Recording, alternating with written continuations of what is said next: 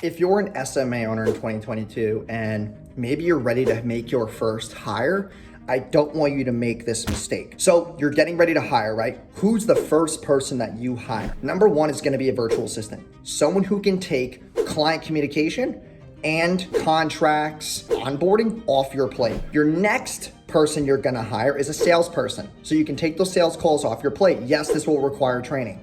And yes, this is gonna be very difficult in the beginning because your conversion rates will go down because that person is not gonna be exactly like you are, but you have to trust.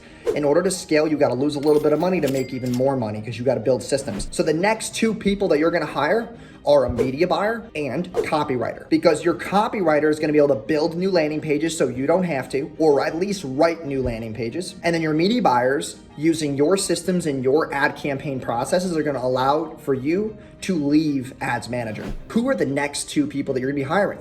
One is a funnel builder who can then take the copy from the copywriter and build out the funnels. Next person is dev, someone who does automations and tracking with these social media ad platforms. And then the third one is gonna be graphic design / video editor.